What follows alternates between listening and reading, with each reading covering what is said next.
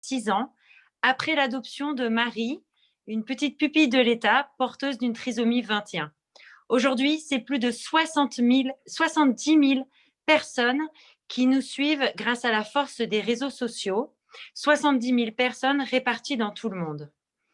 La crise sanitaire nous a permis de développer nos échanges et nos échanges virtuels et qui nous a permis d'initier... virtual que nos ha permitido a su vez iniciar a un gran número de padres presentes en toda Europa.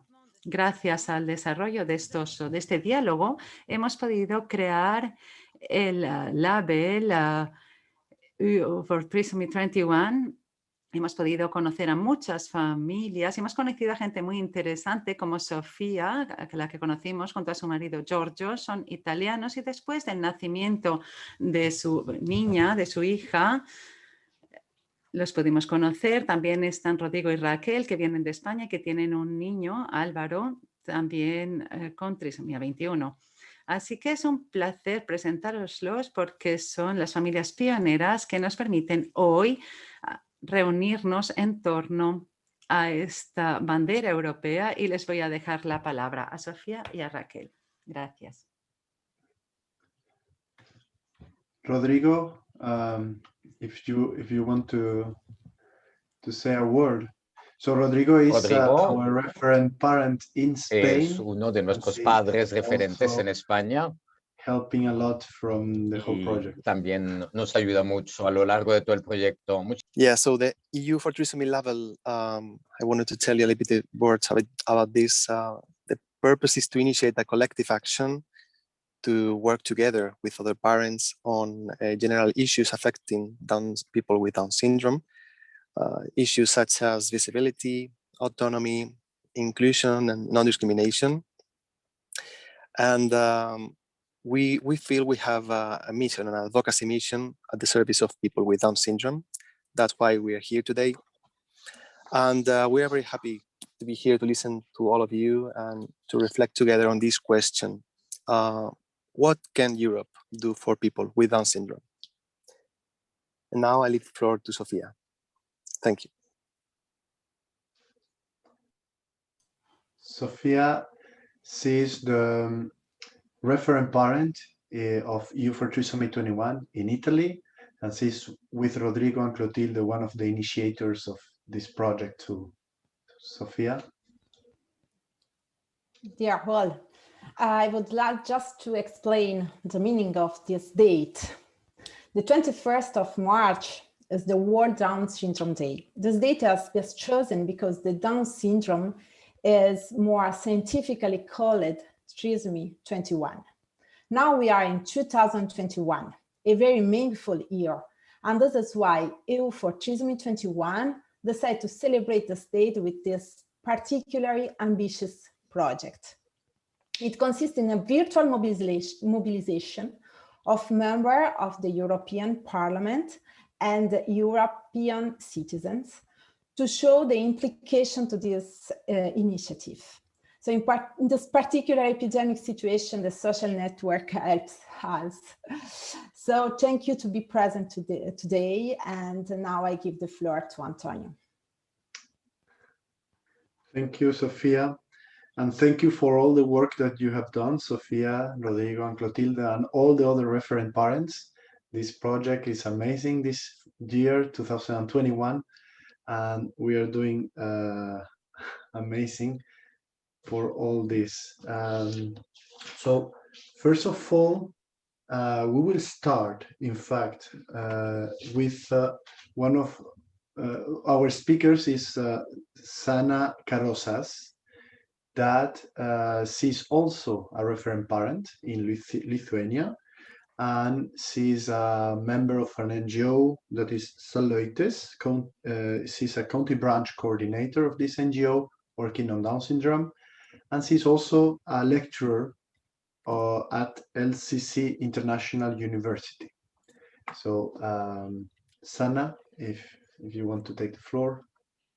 I'd love to. Thank you very much. Let's see. Oops, I opened the trash can here.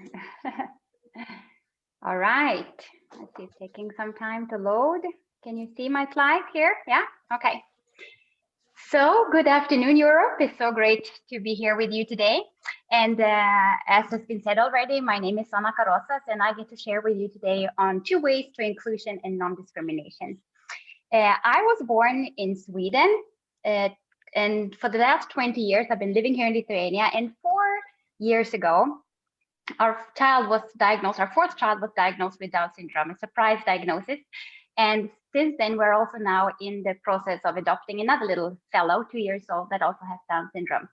I want to have you give attention to the photos in this presentation, because they're all connected to Instagram, and all of the people with Down syndrome in this presentation are from Lithuania, and we are very proud of them. So let's begin. So during the 1980s Olympic Games in Moscow, a journalist asked whether the Soviet Union would participate in the Paralympic Games, the first ones that were to be scheduled in the Netherlands later that same year. The answer from the Soviet representative was swift, firm, and puzzling. We don't have any invalids in the USSR. And so it appeared. And I know that some of you today live in countries which prompts, or also have prompted until recently, visiting foreigners to ask a question that I've often received. Where are all of your people with disabilities? You must have them too. And contrary to the Soviet representative and his claim, Lithuania did, but here they were not seen. And I must confess that for many years before my daughter was born, I would often say that I love living in Lithuania, but that I would consider moving back to Sweden should we have a child with a disability. Well, now we have two. But I happily report that I don't say that anymore, because thankfully Lithuania is changing, and I'm very positive about the direction we're going, although we do still have some mountains to climb. So as I see it, the changes that we desire come mainly through legislation and education. So our work is twofold. We need to, first of all, keep our governments accountable to implement the UN Convention on the Rights of Persons with Disabilities. And it is very encouraging that this convention was the first human rights treaty to be ratified by the European Union as a whole.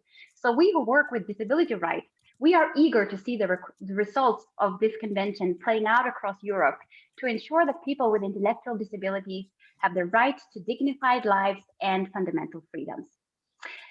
So as the laws then foster inclusion and non-discrimination, we also need to go about education. Because we need to dispel the myths that still linger in society about Down syndrome. And it is we who know that people with Down syndrome are amazing that will have to speak up. My own work is mainly within education. I want to scream from the rooftops that Down syndrome is nothing to be afraid of, but something that can so enrich our lives if we only let it. And education happens on many levels. And on the grassroots level, it is we who are personally touched by Down syndrome that can play an important role in dispelling these stubborn misconceptions that Down syndrome is sad and scary.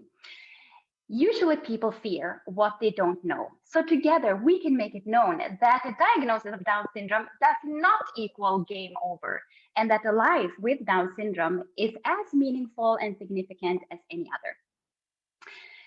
A wonderful way that we can educate and dispel myths is through social media to spread awareness, because let's face it, that's where society hangs out these days. And in Lithuania, Instagram is a great example. 4 years ago, when I searched for the Lithuanian hashtag of Down syndrome, which is Down syndromas, the search yielded 3 results, and they were all negative.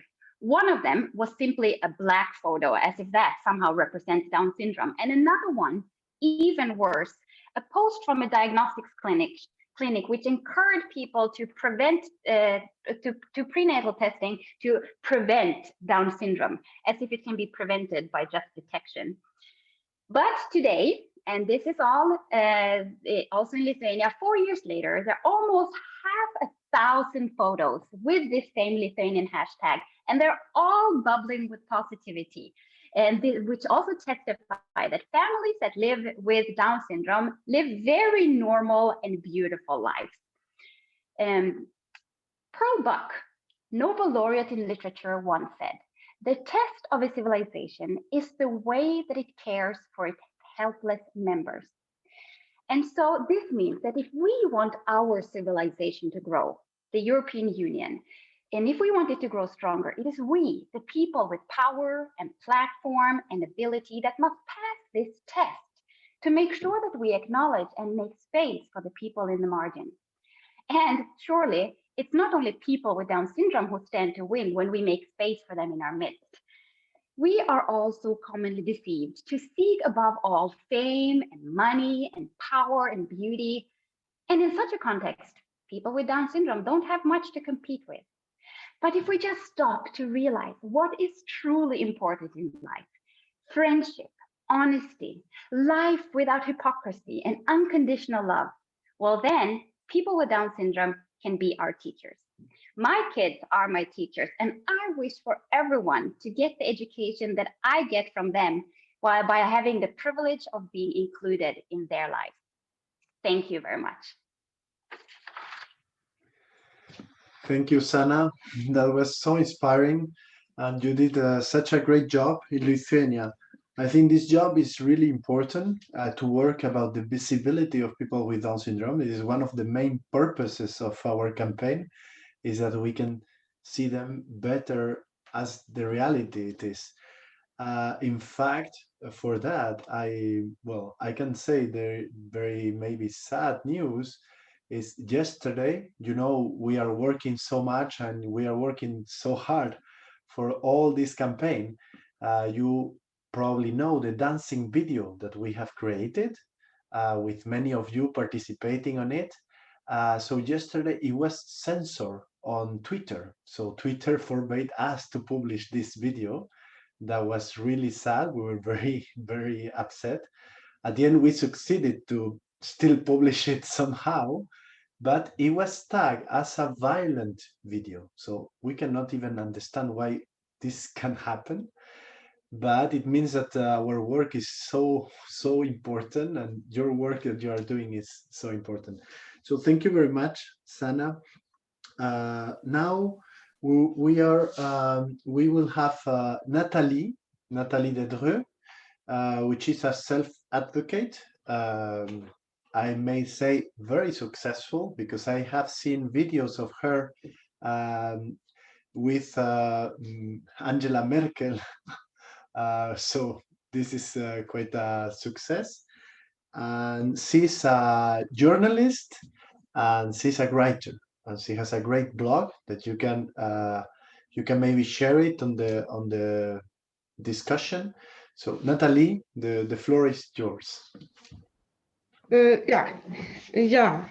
Hallo an alle. Schön. A todos. Me alegro de veros aquí. Soy Nathalie Dedreux, tengo 22 años, tengo síndrome de Down y soy de Colonia. Soy activista y lucho por las personas con síndrome de Down. Tengo mi propia página web y también tengo Instagram y Facebook.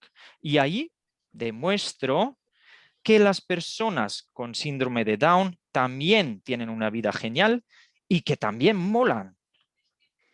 Y creo que es importante que se vea a las personas con síndrome de Down y que se les escuche.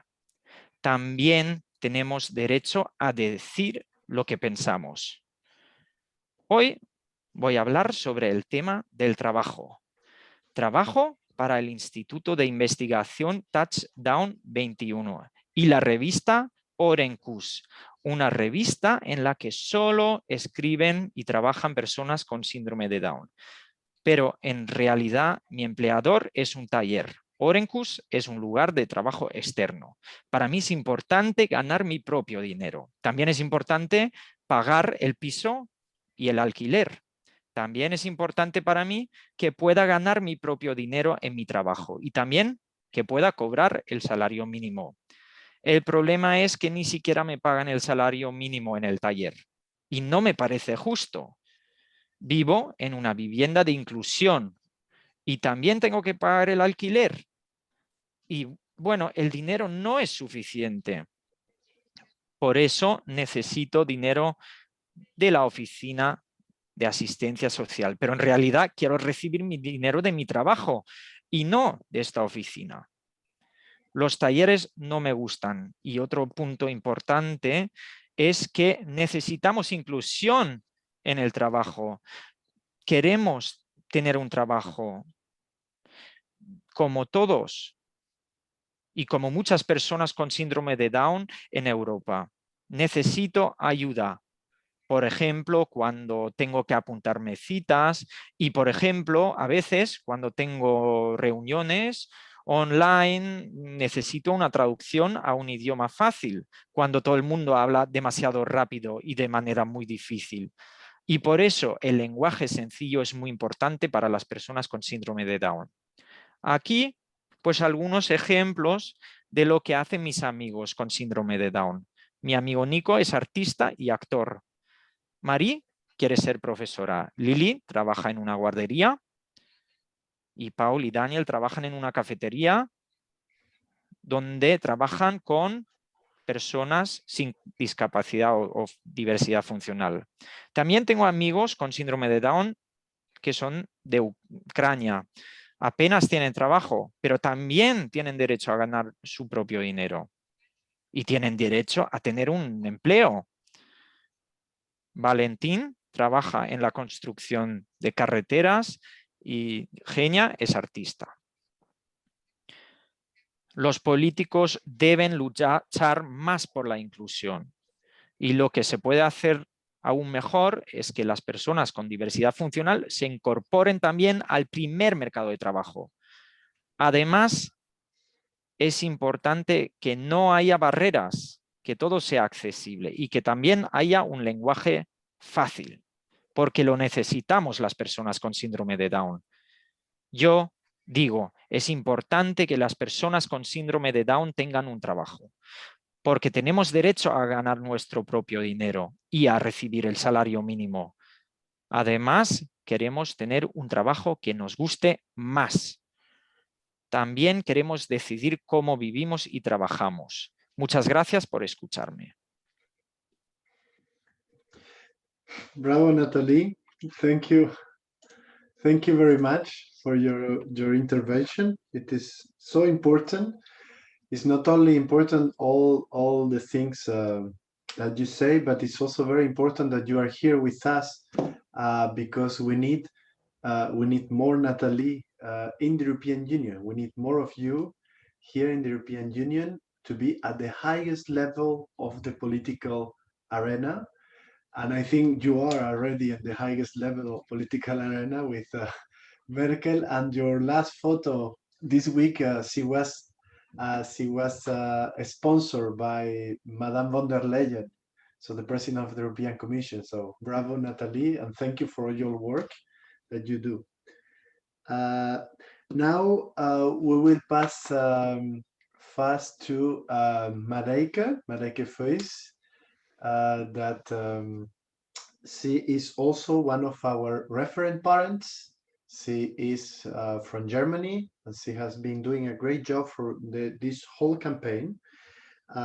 She's a speaker and an innovator, specialized on Down syndrome, and also I heard on artificial intelligence. So, Mareike, the floor is yours. Thank you very much, Antonio.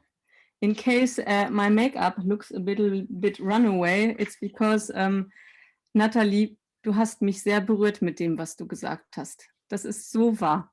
Und als Mutter eines Mädchens mit Down-Syndrom wünsche ich... Hija con síndrome de Down, deseo exactamente todo eso. Muchas gracias por la invitación y gracias por este evento. Exactement tout ce que tu m'as dit. Bon, je suis Mareike Feus de l'Allemagne.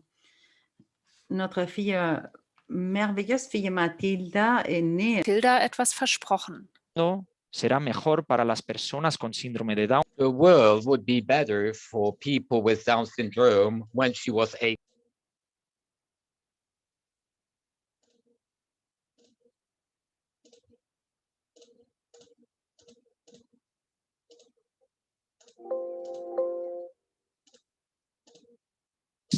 La respuesta que tengo para esta pregunta es las imágenes que vemos y las historias que contamos y que vemos. Bueno, primero, las imágenes que vemos o que no vemos. Bueno, excepto a veces vemos personas con síndrome de Down en carteles de las organizaciones benéficas. Pero ¿dónde está el cartel de Coca-Cola con personas con síndrome de Down? En Alemania prácticamente no vemos a personas con síndrome de Down porque tenemos un mundo paralelo muy exclusivo de guarderías especiales, escuelas especiales y luego talleres. Este mundo paralelo apenas tiene puntos de contacto con el resto del mundo.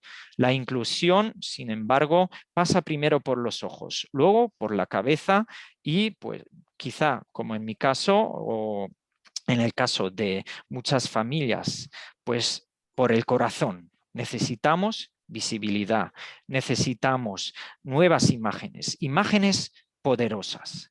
Ahora, las historias que cuentan sobre la vida con y de las personas con síndrome de Down, pues a menudo continúan alimentándose de los años 80 y no coinciden con la realidad en la que vivimos en el año 2021.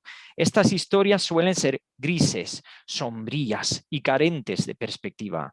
Para mí, bueno, yo busqué en Google después del diagnóstico y a muchos otros les habrá pasado también, habrán visto estas historias online.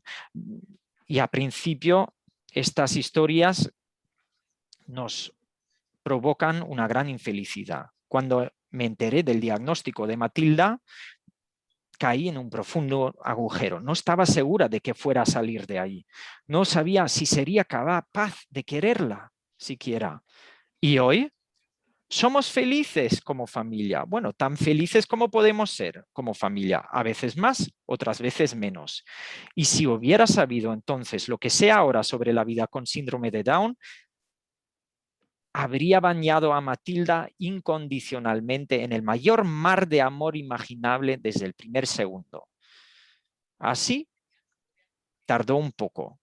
Y es un gran problema cuando los médicos te dicen que las personas con síndrome de Down nunca podrán hablar, caminar o leer correctamente. Es lo que ocurre en Alemania todos los días. Y es una de las razones por las que las familias deciden no tener un hijo con síndrome de Down. Necesitamos nuevas historias, historias de autodeterminación de las propias necesidades, intereses y deseos.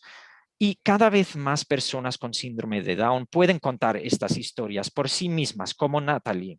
Existe una historia de inclusión que seguro que conocéis, la de un mundo mejor, en el que todas las personas sean valoradas por iguales. Esta historia es verdadera y muy valiosa. Pero creo que necesitamos más historias, más personas. Tenemos que convencer a más personas de lo que necesitamos de verdad. Una historia que no habéis conocido todavía es la historia de la contribución de las personas con síndrome de Down a todas las personas. Si los sistemas de asistencia por voz como Alexa están capacitados para entender a las personas con síndrome de Down, también se entenderá mejor a muchas otras personas, por ejemplo, después de un ictus. Si la conducción autónoma es posible para las personas con síndrome de Down, nuestros abuelos del pueblo podrán volver a participar en la movilidad individual. Si entendemos por qué el Alzheimer aparece tan pronto y con tanta frecuencia en las personas con síndrome de Down, podremos aprender de ello para todos. Si diseñamos la educación superior de forma que las personas con síndrome de Down puedan utilizarla de forma autodeterminada, se beneficiarán millones de personas que actualmente se quedan atrás. Y si los procesos políticos los entienden las personas con síndrome de Down, entonces también conseguiremos que vuelvan a participar partes de la población que se han desentendido de ellos. Los estudios demuestran claramente que la diversidad genera creatividad y la creatividad genera innovación. Y la innovación es lo que necesitamos tan urgentemente para responder a las grandes preguntas de la humanidad.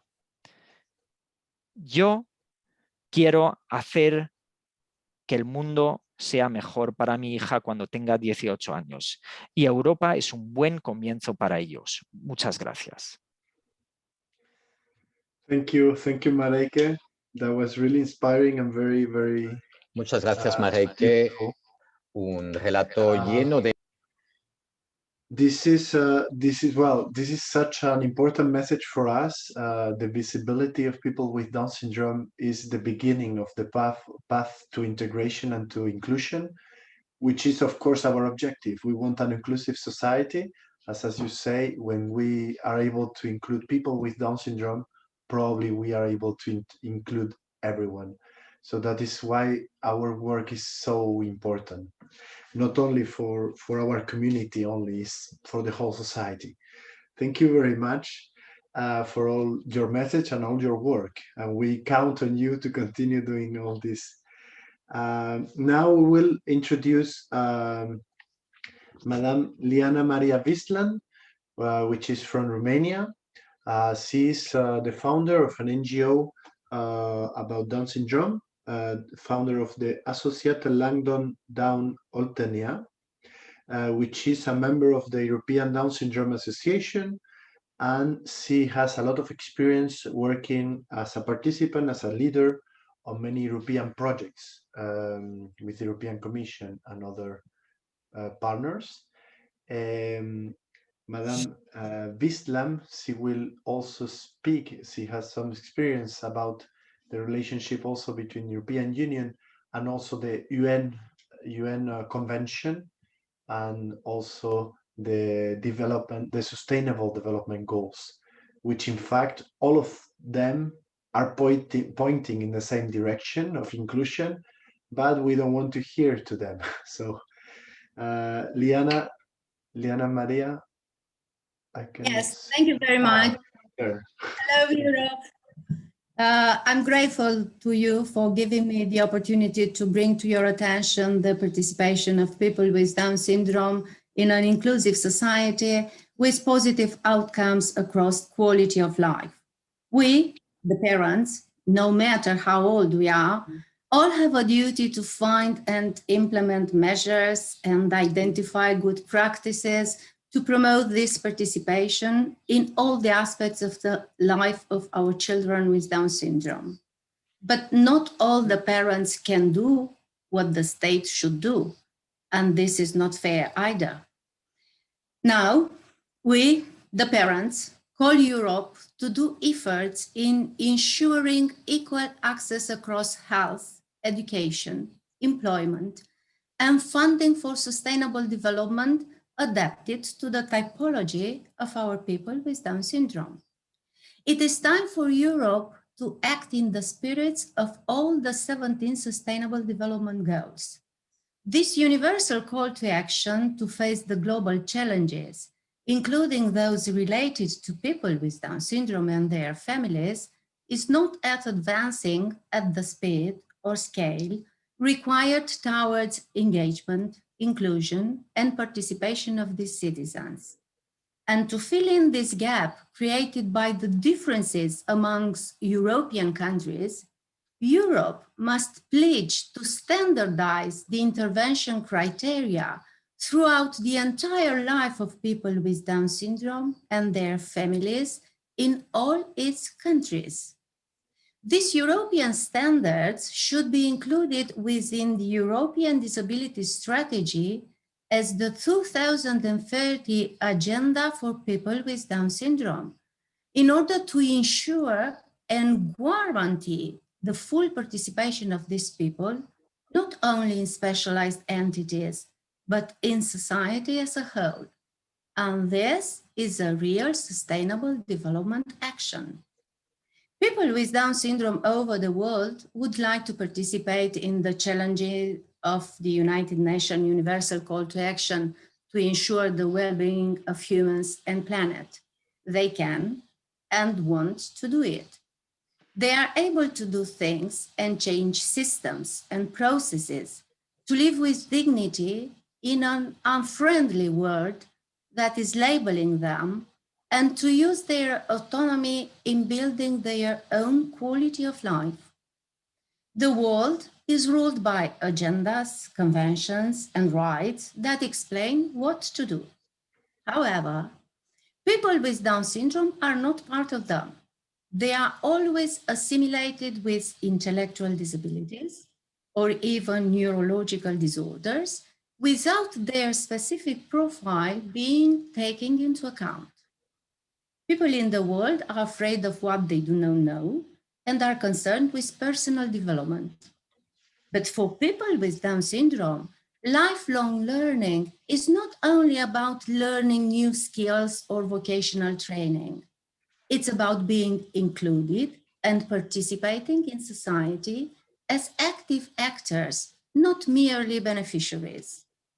The Convention of the Rights of People with Disabilities, Article 29, called the countries to ensure equal participation in political and public life, including the right to vote, to stand for elections, and to hold office.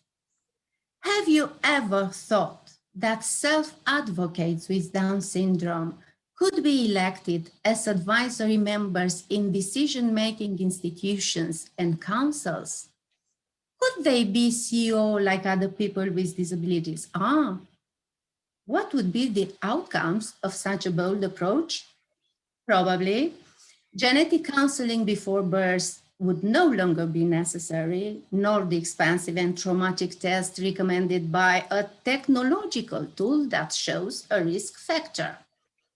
Parents, and especially mothers, could be focusing on professional career and would not be stigmatized for becoming personal assistant. Terminology would be uniform in all the acts and norms and laws that govern a state. Infrastructure and materials for students with Down syndrome would be available in any school. The number of teachers in public schools who have received in-service training to teach people with Down syndrome would be increased. Special psychopedagogy would become a compulsory course for all students. Leisure, private, and public entities and facilities would be safe, inclusive, and accessible for all. Social and economic aspects would be focused on abilities indicators and not on disabilities.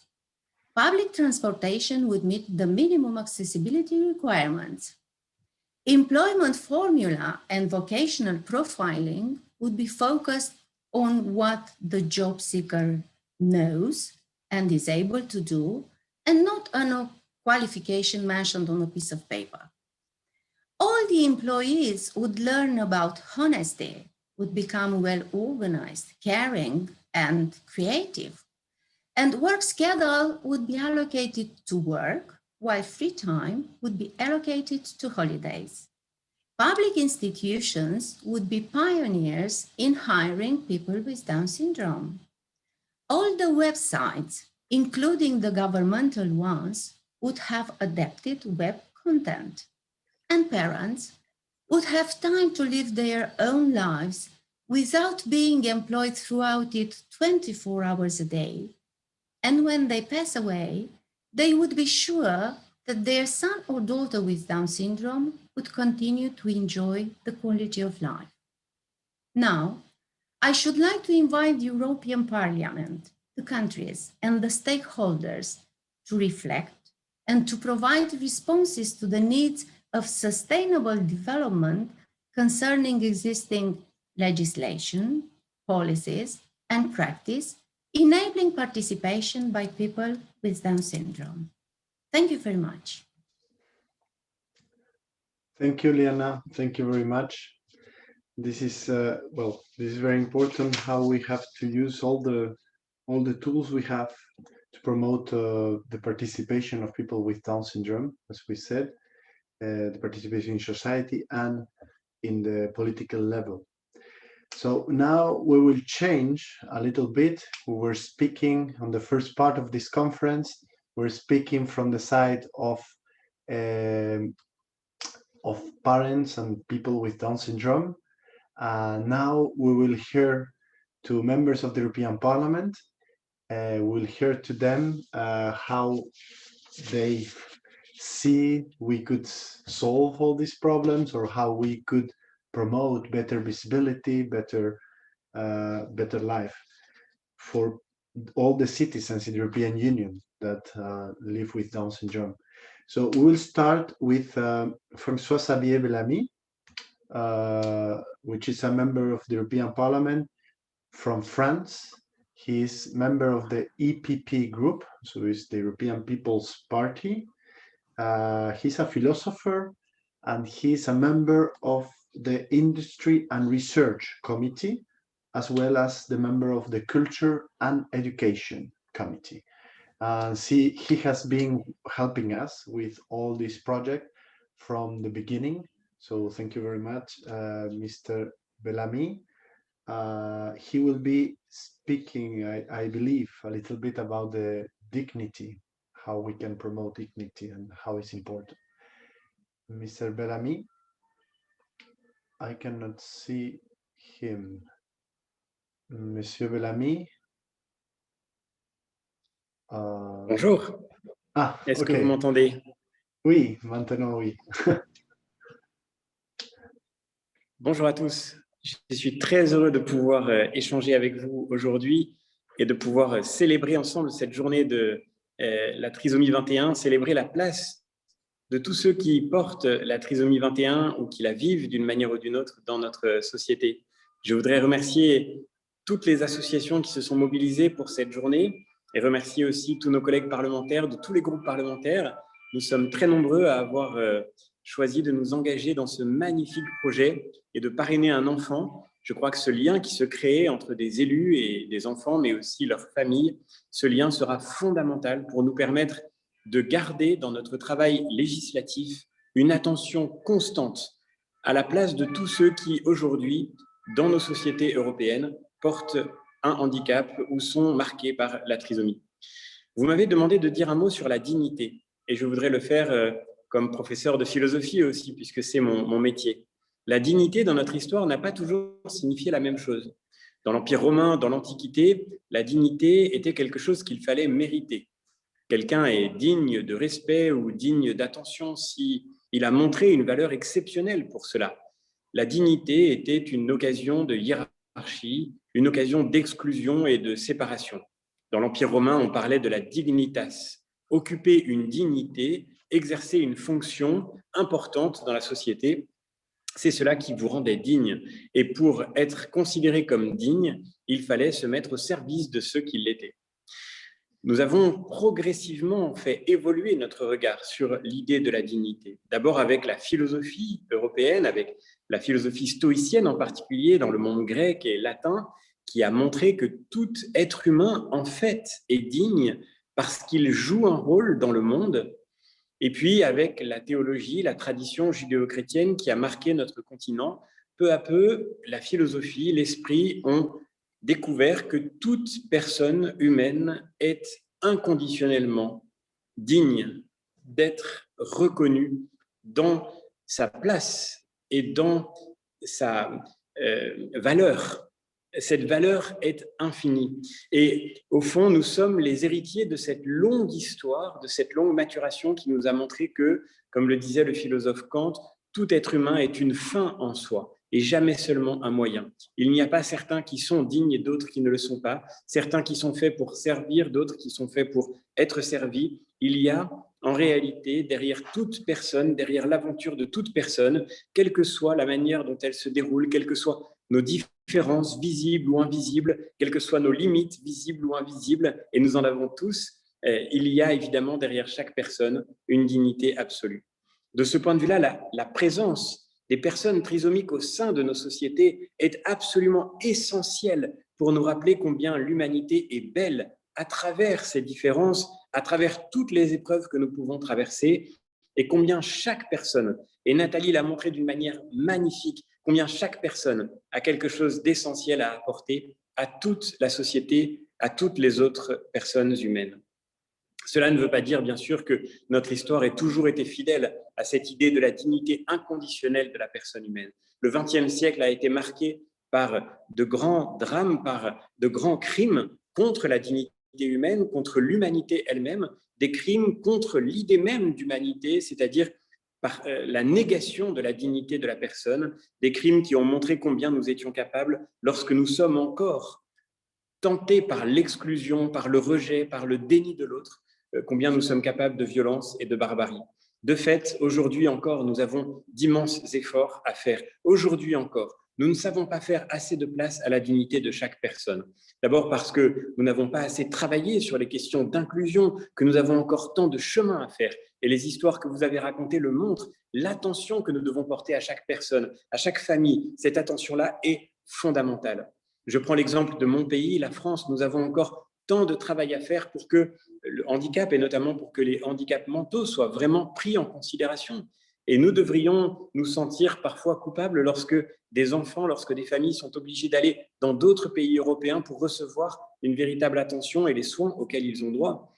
Nous avons le devoir, dans le travail législatif européen, de créer cet élan, cet effort commun qui nous permettra d'avancer vers un progrès partagé, de nous mettre à l'école les uns des autres pour identifier quelles sont les meilleures pratiques, quelles sont les exigences nouvelles qu'il faut savoir nous fixer. Et Sana l'a montré, il y a des exemples magnifiques à retirer, notamment de ce que Sana décrivait en Lituanie. Nous avons tant à apprendre les uns des autres sur le travail d'inclusion. Si nous ne savons pas encore assez reconnaître la dignité de chacun, c'est aussi parce que nous sommes piégés par cette idéologie de la performance qui nous fait croire qu'il n'y a qu'une seule manière de réussir, qu'il n'y a qu'une seule forme de succès, un seul modèle de succès humain. Comme si, au fond, il fallait se montrer capable d'autosuffisance, comme si il fallait donner le sentiment que nous étions capables d'être supérieurs pour pouvoir être reconnus dignes. Non, il faut que nous puissions mettre fin à cette tentation, mettre fin à cette idéologie de la performance. Il faut que nous puissions garantir que chaque personne soit reconnue dans sa dignité.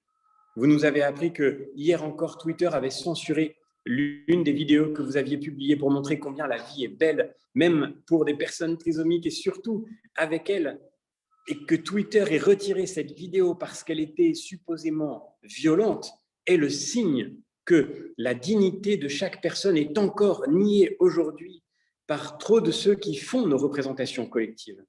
Lorsque cette dignité est niée, nous devrions nous indigner, nous révolter contre le fait qu'il soit encore possible de retirer à certaines personnes leur place dans la société.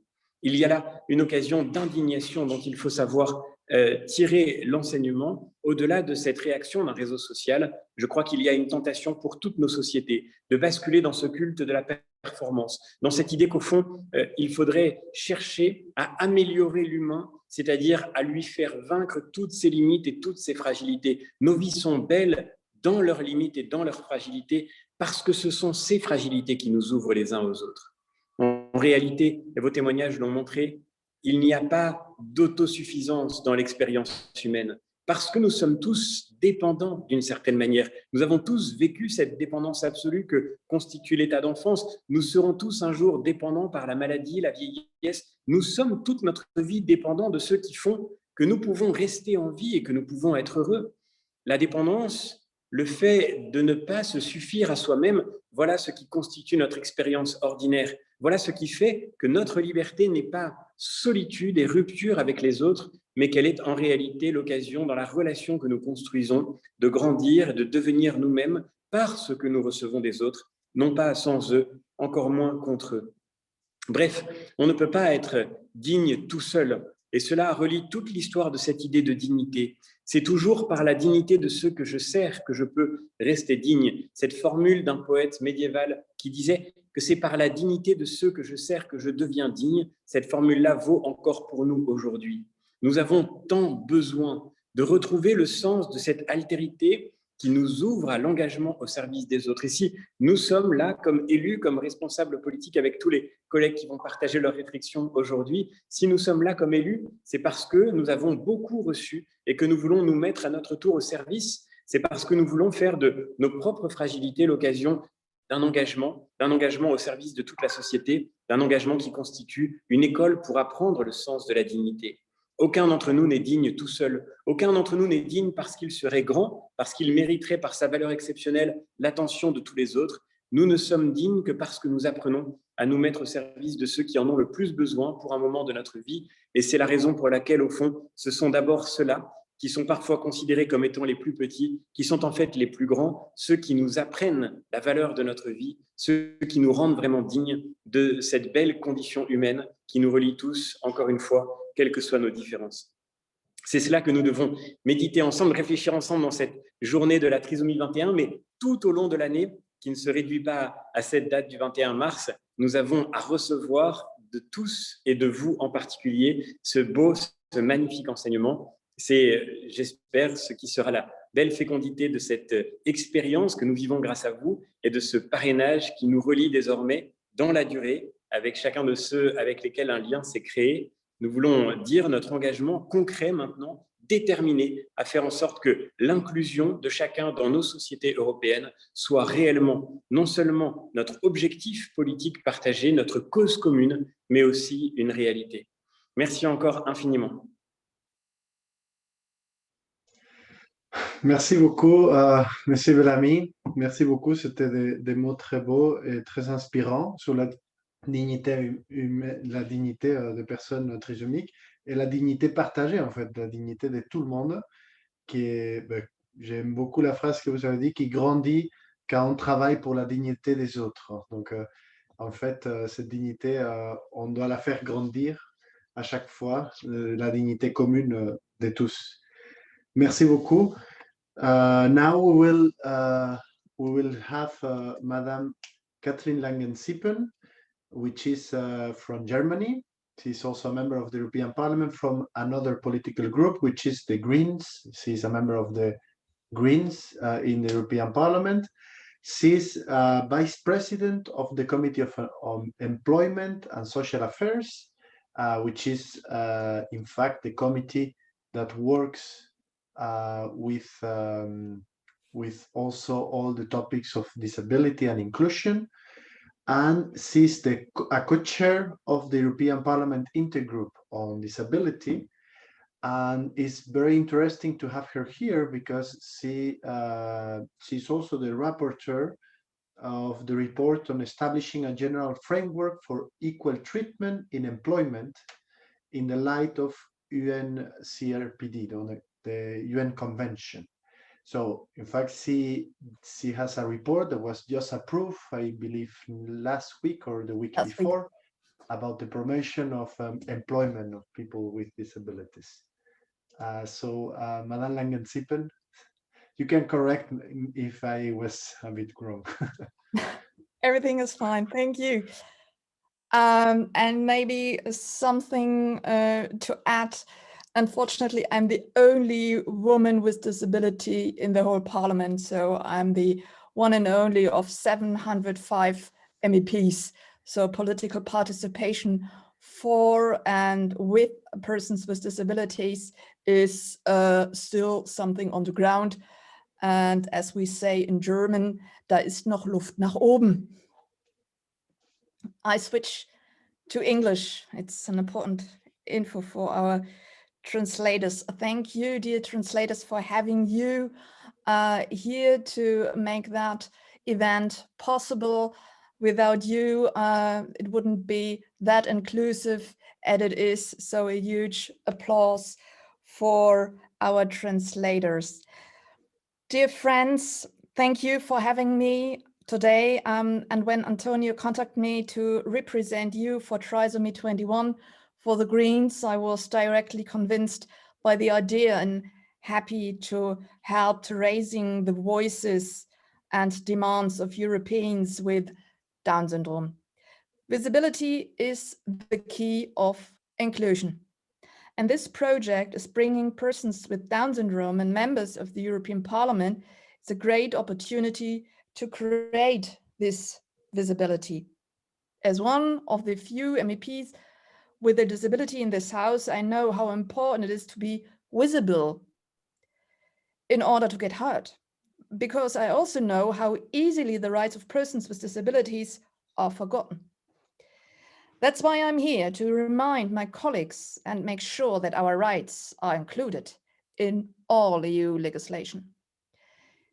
Today I want to speak about inclusion, but particularly about inclusion in the work field, because having a job is vital in our lives. It helps us having the financial means to lead a happy and healthy life, but it's also essential for engaging in human interactions and becoming part of our society. and when the European Union have to make sure persons with disabilities, persons with trisomy 21 have the same access to a job in the first labor market. This is a human right. And it's stated in the UN Convention on the Rights on Persons with Disabilities that the European Union adopted more than 10 years ago. In this context, I'm happy to announce that the last week my report was adopted in the European Parliament with a big majority. And from here, thank you to my MEP colleagues who supported it. This report on equal treatment in employment and occupation in light of the CRPD, complicated title, I know, has clear demands to make the European labour market more inclusive. It was also the very first time that a report was translated in easy to read language. And I remember my colleagues in the AMPA committee when they read for the first time in easy to read what it is, what that, they were super surprised, that version. And it was a moment of giving information and to explain how important it is. And that's not children language or anything else. It is a language like English, French, or sign language. So they are all equal. When I demand in this, my report is an end old practices that excludes exclude persons with disability. To that day, many persons with disabilities are still deprived of their right to work. Inclusion often stops after school. Many are working separately from persons without disabilities in sheltered workshops, isolated from the rest of the society. In Germany, we have more than 300,000 persons with disabilities working in sheltered workshops. So Germany is on the top when it comes to labor rights or not labor rights. And we are still talking about protected areas. And I ask, who has to be protected? It's worth a discussion. This goes against the idea of inclusion, of course. It is the duty of the European Union to end segregation and strengthen models where persons with and without disabilities work together. For that, we have to strengthen social companies, but also individual advice offers, support and possibilities of assistance to work on the first labor market.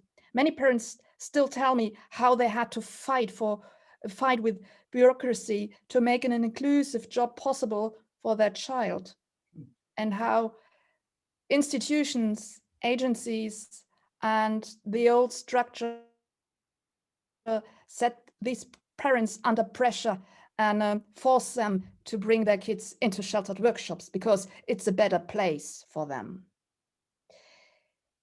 This should not be fight. In contrary, member states should do their very best to enable persons with disabilities to find a job on the first labor market, and also to encourage companies in employing persons with disabilities by diversity quotas, but also by training and support services.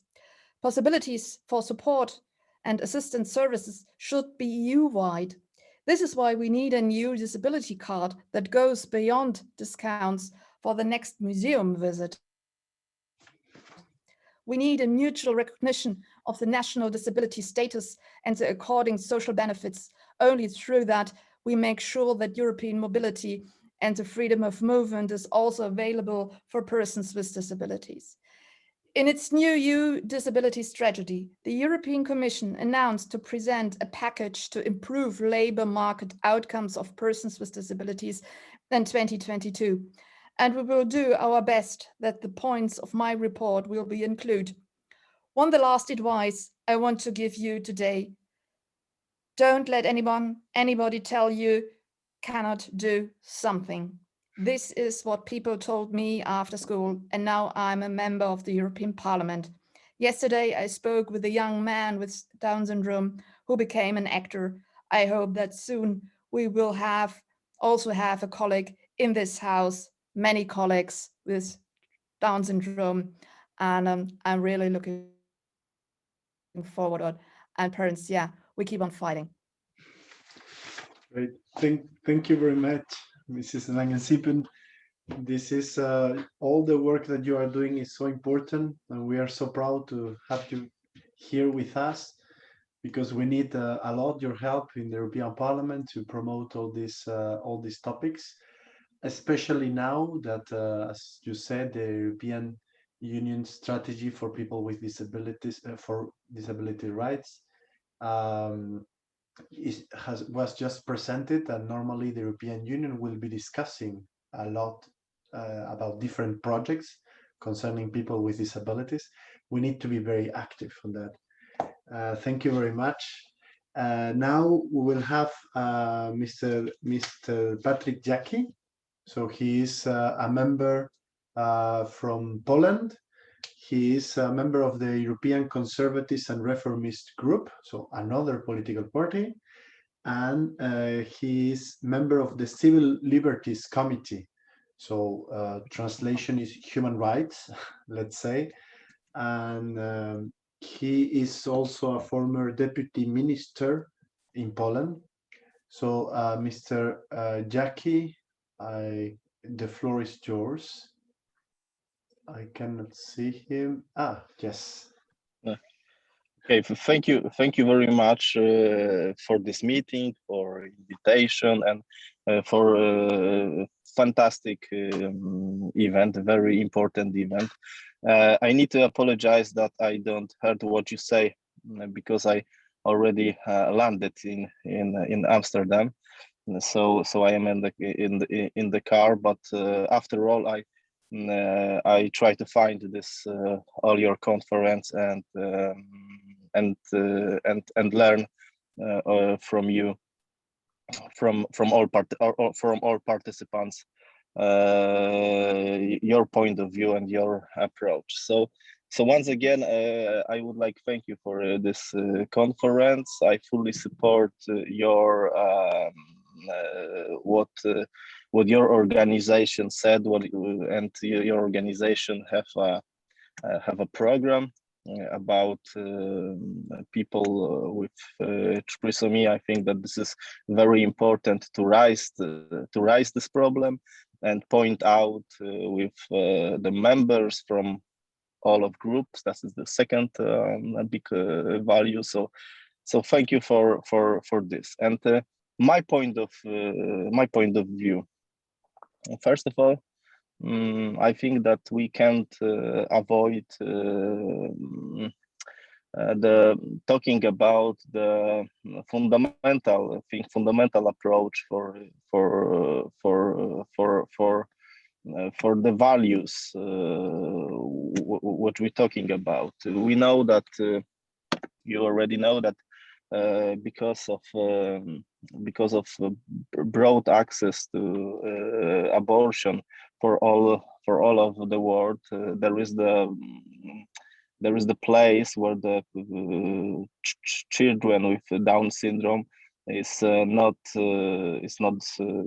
born, and you know that everyone. I think that you know that the majority, the biggest group of we're talking about, and abortion is the children with Down syndrome, because it's easier to detect, and this impact for everything, because if we have less people with if we have the less people with trisomia, we have of course less money for the research, less money for medical care, and less money for innovation in medical care, because lots of parents still believe that one day we can find a cure for this kind of disabilities. So this kind of approach have impact for everything. So the fundamental things, in of course my opinion, is to establish that the life of people with trisomy have the same value like the other lives.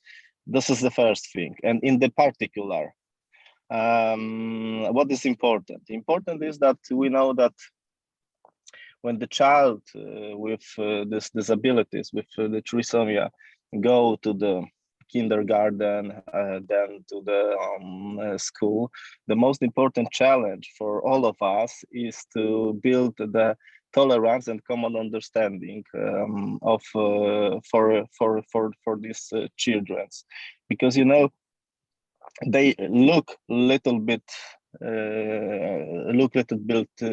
different. And if we, like I said, if we don't have a big group in our broad community with Down syndrome, I think that the children, especially when we talk about the school, they could have a problem with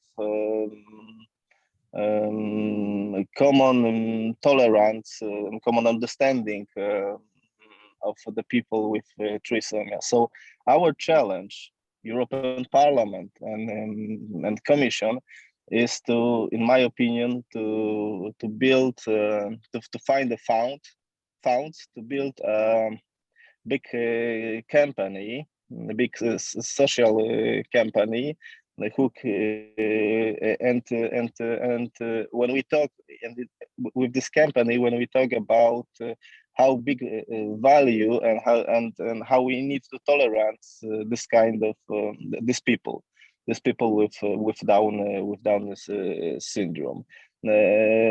I don't think that everyone knows that, for instance, in United States, a few years ago, there was a big research about the people with Down syndrome, and the result of this research was that they are more happiest people than the people without disabilities. So I think that this could be a big value. This is a big value for our community, but the people who don't have access to live with people with Down syndrome, they could don't see this kind of added this kind of special value to our community. So I think that when it comes to the education, this is our first challenge. The special companies to learn a tolerance about these people with disabilities. Secondly, I think that the big challenge for parents is to find a job for after school for people with Down syndrome, for people with Down syndrome, and of course we need to first some kind of campaign that we can say to employers that. We can say to the company that they are the good they are good employers, and secondly we need to find special fund for to say to the companies that this could be important thing for you to. So this is the second area I would like to little bit explore, and the third is what we need to think about we need to know that the people with Down syndrome live more years than in the previous centuries, and it could happen, and it happens already, that they live longer than their parents. So I think that the challenge for us is to build some kind of institution which could help them after after all. Of course, I talk only about the people who still need help, because we have experience for all of the world that there is some kind of examples that the people with Down syndrome can live alone. But if they can't live alone, I think that we need to build a special institution. Maybe I heard about the special homes when the few people with Down syndrome can live together with some kind a little bit help. And I think that we need to build this institution. So I know that I don't have more time, but in the conclusion, I would like to say that especially for the people who don't know what is life with the Down syndrome, that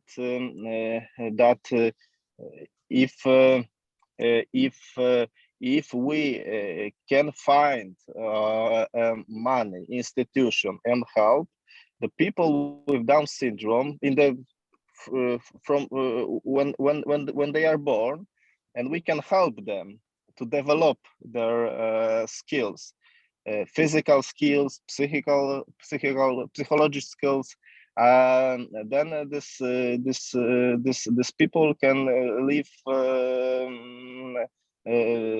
better life than they can live. Maybe that there is possibility they can live without help, without adults' help in the future. So that is very important to find a holistic institutionally approach to this problem, and then the people with Down syndrome, I am sure that they could prove us that they can be a big value for our community. So once again, I think that your organization doing very good job, and we need to create good environment and special programs, maybe special money. And then I believe that year by year, the people and the parents who have children with Down syndrome can live can live better, can feel better in our community, and we can better understand each other. So once again, thank you that you invited me to this conference, and I look forward to our cooperation, to develop our programs which you sent, which I think is it's very good, a very good approach, and thank you, and once again, thank you very much for this invitation. Thank you, Mr. Jackie. Thank you for your support.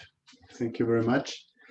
Now we will have the participation of Estrella Dura, which is a member of the European Parliament from Spain, and she's a member of the Employment Committee, as well as a member of the Environment and Public Health Committee, which are topics related. She's also a member of the Disability Intergroup, and she helped us with this project since the beginning also. So, Madame Dura.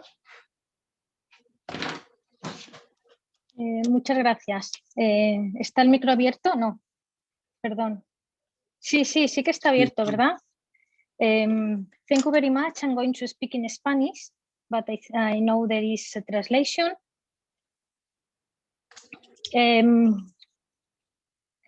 En primer lugar, muchas gracias por invitarme a participar en este evento, pero sobre todo gracias a todas las contribuciones, especialmente padres y madres que ponen sus voces, su esfuerzo y sus reivindicaciones para conseguir visibilizar esta realidad y convertir poco a poco lo que hasta hace poco era un estigma en algo valioso para la sociedad. Este avance tiene mucho que ver con el esfuerzo de todas estas familias por ocupar espacios que hasta hace poco estaban cerrados a las personas con discapacidad intelectual. Creo que existe en Europa un cambio de percepción de las personas con discapacidad intelectual. Lo vemos en los medios de comunicación, que cada vez transmiten una visión más positiva de la discapacidad basada en derechos y centrada en historias de capacidad y talento, y no solo dificultad. Creo que también hemos avanzado en la última década en el reconocimiento de la discapacidad en el debate público, la política, los medios, el sector empresarial y, desde luego, la educación. Por poner el ejemplo de mi país, de España, en los últimos 10 años, solo en los últimos 10 años, se han dado pasos hacia la inclusión de alumnos con alguna discapacidad en centros educativos ordinarios. La mayoría de los Estados miembros de la Unión Europea han implementado o se están moviendo ya hacia ese modelo de educación inclusiva, pero aún queda mucho por hacer. España, por ejemplo, ocupa el puesto 16 en el ranking de países europeos de personas con discapacidad que ni estudian ni trabajan, con un aproximadamente 35%. Por encima se sitúan Dinamarca, Suecia o Austria, que son países que encabezan la lista de los más inclusivos. Por lo tanto, todavía nos queda mucho trabajo por delante. Es cierto que se han dado pasos importantes, especialmente tras la reforma educativa en España, que cumple con el artículo 24 de la Convención de Naciones Unidas y aboga por atender a todos los alumnos bajo el mismo sistema educativo. No puede haber, como se ha señalado ya aquí, un mundo en paralelo para las personas, para los niños y niñas con síndrome de Down. Dicho esto, también es verdad que la inclusión tiene que ser bien practicada y debe de contar con recursos materiales y humanos, y por ello tenemos que seguir apostando por un sistema de educación público, dado que es el pilar más importante de nuestro estado de bienestar. En segundo lugar, a un nivel más general europeo, estoy orgullosa de que desde el Parlamento Europeo estemos impulsando una agenda de Oporto para la próxima cumbre social en mayo, en la que queremos que los países se comprometan con objetivos obligatorios concretos para el año 2030. Entre ellos está el primer principio del Pilar Europeo de Derechos Sociales, que justamente trata del derecho a la educación de calidad. La educación es el primer paso y la nueva estrategia de discapacidad, que ya se ha mencionado aquí, apuesta claramente por una educación inclusiva y abre el camino hacia un futuro desinstitucionalizado y un fortalecimiento de la transición desde la atención institucional a los servicios de apoyo en la comunidad. Pero después de la escuela llega el mundo del empleo. En la Unión Europea, 1 de cada 6 personas tiene algún tipo de discapacidad y menos de la mitad tienen un empleo. Es verdad que hemos conseguido en este ámbito grandes avances, pero hasta ahora en muchos países siguen prevaleciendo los modelos protegidos en centros especiales de empleo. Estos centros funcionan muy bien en países como España, pero no así en otros países de la Unión Europea. Por ello, debemos apostar por avanzar en la incorporación de este colectivo, personas con discapacidad y en concreto personas con síndrome de Down, a puestos ordinarios en empresas. Lo ha señalado muy bien y ha puesto un claro ejemplo Nathalie. Ella planteaba la necesidad de tener los mismos salarios, salario mínimo, los mismos derechos, la misma protección social que cualquier otro trabajador o trabajadora. En este sentido, sería bueno contar con un marco jurídico para empresas inclusivas. Es verdad que dentro del mundo empresarial es importante y pueden jugar un papel importante este tipo de empresas inclusivas. Y también quiero enfatizar la importancia de impulsar la economía social, pues es dentro de este tipo de economía formada por cooperativas, mutualidades, entidades no lucrativas, donde encontramos unos principios comunes a los de las empresas inclusivas. Y en este sentido, tenemos buenas noticias a nivel europeo, pues este año la Comisión va a presentar, por un lado, un plan de acción sobre economía social y, por otro, un paquete, como se ha señalado también, para mejorar los resultados del mercado laboral de las personas con discapacidad. Por tanto, tenemos varias vías abiertas a nivel europeo, desde las que esperamos contribuir no solo a la visibilidad, sino sobre todo a la inclusión de las personas con discapacidad en todos los ámbitos de la vida. Muchas gracias. Muchas gracias, Estrella. Muchas gracias por su participación y, bueno, lo importante que es efectivamente la inclusión educativa y la inclusión en el mundo laboral, porque finalmente no hay que crear dos sociedades paralelas. Es muy importante que, pues eso, que estemos todos, que cada uno contribuya a la sociedad en la capacidad que cada uno tenga y que hagamos avanzar todos juntos nuestro barco. Muchísimas gracias. Now we will have the last intervention of a member of the European Parliament from, so this is Madame Radka Maxova. She is a member from another European party, which is Renew Europe. So it's another European party. She's from Czech Republic. She's a member also of the Employment and Social Affairs Committee, as well as of the Intergroup on Disability. And she is very active on helping initiatives with Down syndrome. She is helping us from a long time ago. Madame Maxova, the floor is yours. Thank you very much for your nice words, and I would like to thank Trisomy 21 for organizing this very important event for all of us. It's great to see much energy and dedication towards the improvement of lives of persons with intellectual disabilities. As was already said, there is space for improvement when it comes to ensuring the right of persons with disabilities to independent living and autonomy. Many people with Down syndrome face barriers to taking part in community activities the rest of us take for granted. From traveling on public transport, paying for items in a supermarket, to getting the appointments on time, they oftentimes get into difficulties. We therefore need to continue our work on the platform in European Parliament to a barrier-free Europe, especially when it comes to healthcare, education, employment, reaction activities, as well as in participation in a political life. What we see now is a rapid digitalization of our society. We need to seize the opportunity to create a more inclusive society where all people truly have equal opportunities and where the autonomy and all people is respected. Within my political group, Renew Europe, I initiated a position document called Renew Europe's Commitment to Ensure the Right of Persons with Disabilities. Among others, we commit to building a digital society where the rights of persons with disabilities are taken into account by design, reducing or eliminating barriers that they currently face.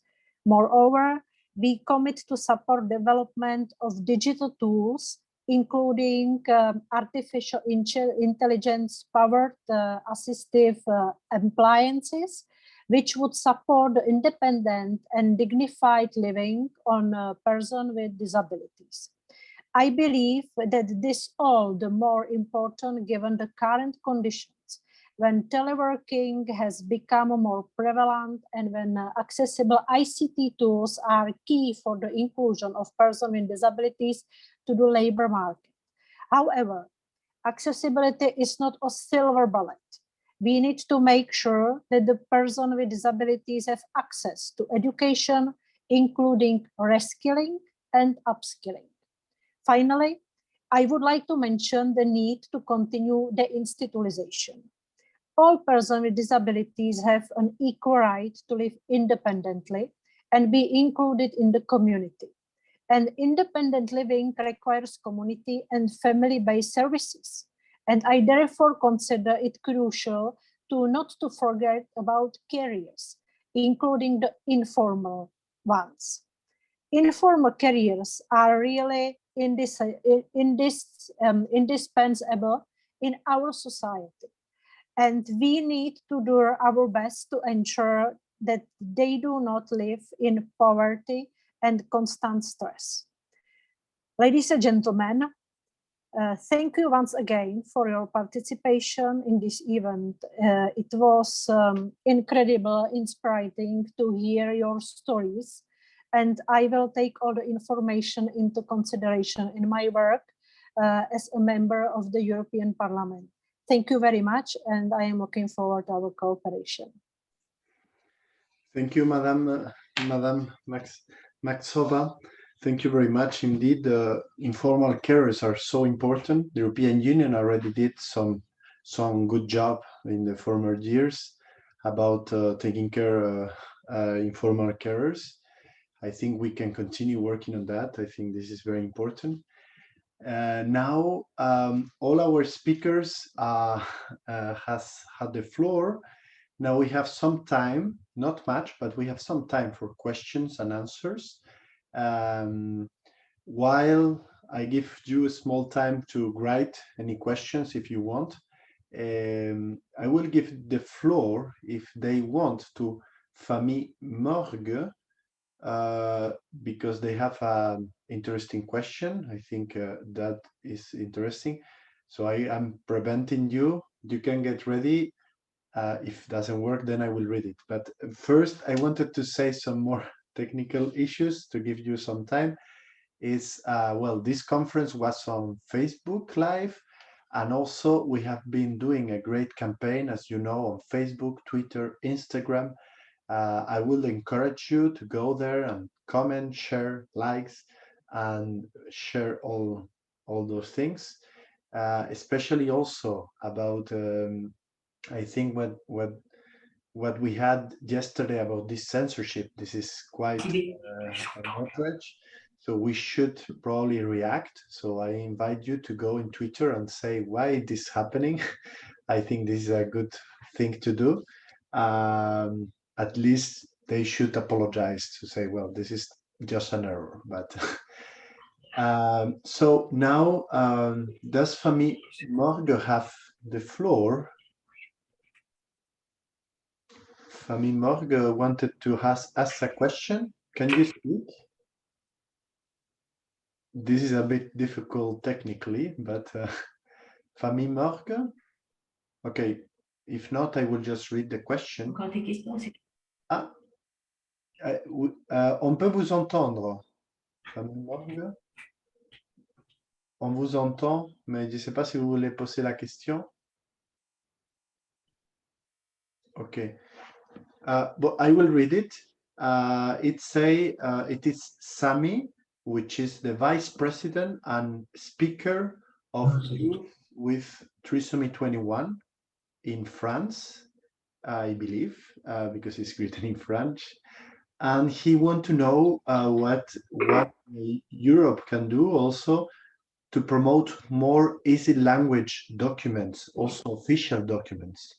So like that, they can participate also on. So I believe, Madame Langenzipen, this is probably, you were speaking a little bit about that. Maybe you want to say a word about it.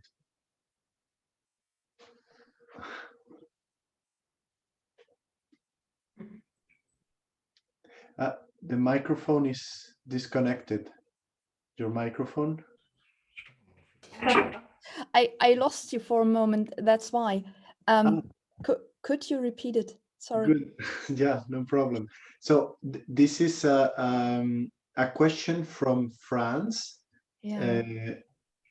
Oh, I lose it.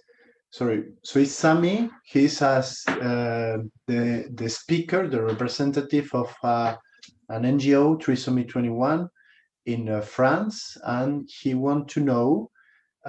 So youth Trisomy 21. He want to know if this is possible to have more official documents on easy language for them to understand. In the European Parliament, there are no documents, kind of the paper we are working with. We don't have versions in easy to read language. My report was the first one, was translated into easy to read language. So it was for the very, very first time. And we are pushing for that the upcoming files, so-called files, will be held or translated into easy to read language, but it's still a long way, believe me.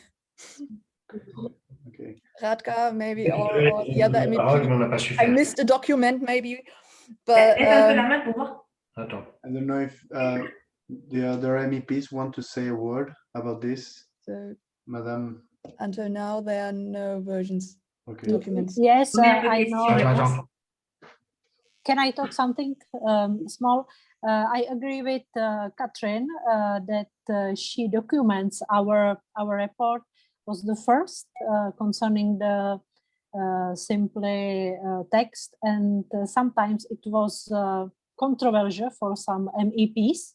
But for me, it is very, very nice. It is clear and very helpful, and I will support this kind of documents in the European Parliament because it's very important for us and for people with disabilities. Yes, thank you. Thank you for that. I think, in fact, this is very important. Even for people who work in the European Parliament, this is very. Fami Mark is now connected. Okay, hello. But it's difficult, but I believe this is an effort that we should do. So thank you for initiating that. I think it's great.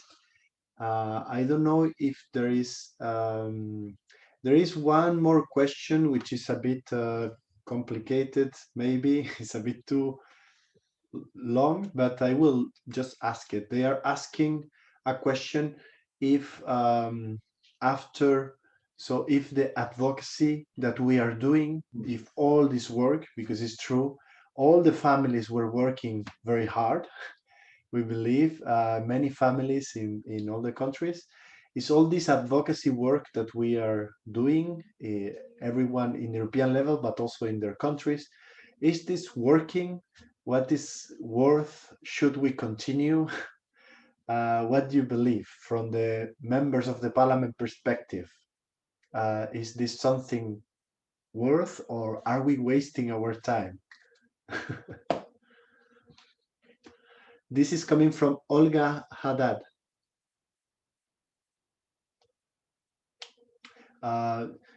Maybe, yes, I don't know, anyone want to say a word? Por lo que me corresponde a nivel del Parlamento Europeo, no estaría en absoluto de acuerdo en que estemos perdiendo el tiempo. Creo que estamos haciendo muchas cosas. Lo que pasa es que los procesos legislativos europeos son lentos. Es muy difícil la negociación, pero es muy democrática. Las decisiones a nivel europeo se toman de una forma democrática entre todos los Estados miembros, entre todos los grupos políticos, para establecer normas comunes, las mejores posibles, en un mercado único y en un momento en el que la globalización y la movilidad exige que nos pongamos de acuerdo en la forma de abordar problemas o abordar realidades, en este caso la discapacidad. Entonces creo que desde el Parlamento Europeo estamos trabajando mucho. Es cierto que todavía queda mucho por hacer y en ello estamos.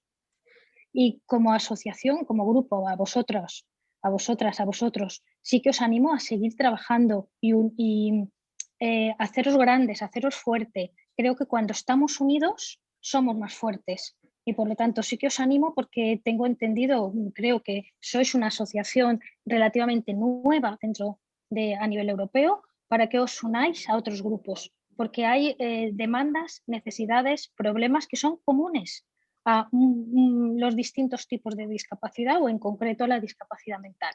Entonces, lo que os sugiero, lo que os pido es unión y contáis con nosotros para trabajar en esa línea, por supuesto.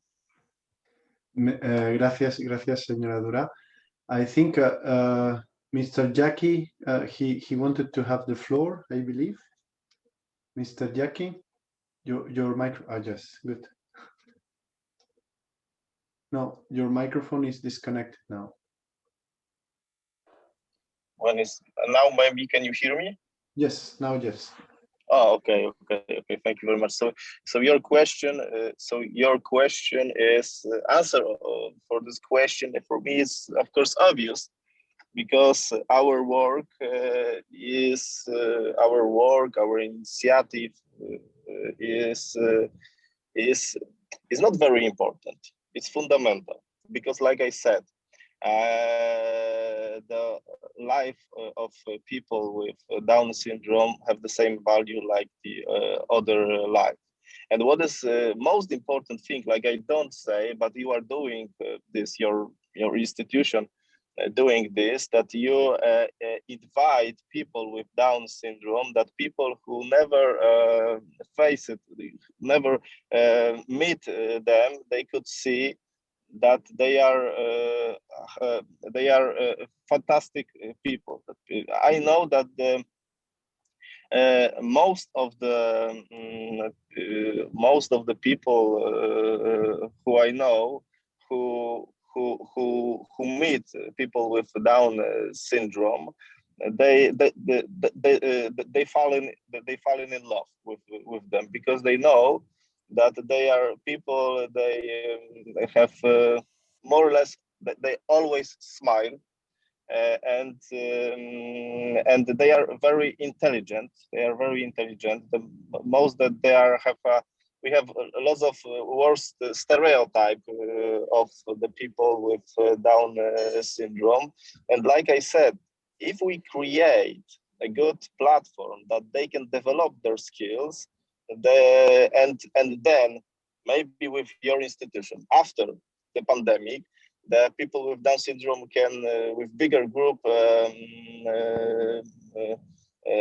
go to the European Parliament and meet with lots of members personally, that the people see how the big value for all of for the community is that they can exist, and they can develop, and they can feel like the other people. So, like I said, the answer of your question is obvious, and I would like to point out this answer. Thank you. Thank you. And Madame Langensipen, I believe you want to say also a word about this. Yeah, that's typical politicians, let's say. It's good. I turn off the translation one more. So to me, it's important to make it clear that if we are talking about persons with disabilities, or with persons with disabilities, from my own personal experience, it's we are not a playing field for something. We are talking about human rights, not more, not less. Especially if you heard about persons with trisomy, or they are only sweet and nice and funny, or I really hate it. I don't know how persons with trisomy feel about it. Persons with disabilities or intellectual or trisomy are not teddy bears. We have the same rights to stay in the society. We are completely different. We are not one whole bunch of group, and we are not here to fulfill other person's daily life. So the UN Convention is not a question of doing something nice because it fulfills the society to do something funny and something special. We are talking about human rights, and we need more persons with disabilities in the media, on the political playing field, in the political parties, on all levels. To strengthen their rights. Cooperation is a super important issue. I can fight with my dear colleagues here in the European Parliament as much as I can, but I need as well the support from the NGOs, from the movement, to prove that's not my personal idea. No, it's the demand of persons with disabilities or trisomy 21. So to make it clear, and I say thank you to all of you here in that chat on that event, and looking forward for meeting you next time. Thank you. Thank you, Madam Lengen-Sipen. This is yes, I believe this is very important. The work that we are doing on advocacy, it's helping, I believe. Well, now we have you here, members of the Parliament, but we have also many that have supported this initiative. There was other members that were connected following the conference. I know at least Maite Pagazaurtundua was connected. I saw she was doing some comments, but probably other members were also there. We don't have time, but then we will have to work also on more specific things and more important. Normally we are out of time, so I'm sorry. We are 10 minutes late now already, so I just can, there are many questions now. As always, they wake up little by little and then they ask a lot of questions, people, but now it's a bit late, so I'm sorry. We'll keep all those questions for maybe next time. Just as a conclusion, what I can say is, in fact, I think this project was amazing. We did a great job. If you look at the data, we have 400 families participating on the whole project, all 400 families from around Europe in 25 member states. So this is so great. We have 120 members of the European Parliament participating in the social media campaign. So this is also a great job from all political parties. So that is also great. Thank you to all your work for this. 65 NGOs in all these countries. We had the support of the President of the European Commission to our campaign. This is so great. And I encourage you to retweet, because normally on Sundays he will still publish something. So that is good. We have so many things. This video with the dancing that was so beautiful and so amazing. We're doing a great job. This 2021 is really important for people with trisomy 21. We did it well, I believe. So thank you to all the teams that are working on this behind. I am the only one here speaking, but there are so many people working behind, and they did it great. And also, I believe we should not stop, and I will not stop. We should continue working together with all these people that we have mobilized for today. And then we will have to come back to all these members of the Parliament that have support us, and then to be annoying to them and to ask them for stuff and tell them, please give us good employment, give us good education, give us all the things that we need. Especially that now the European Union is trying to focus on the European disability strategy.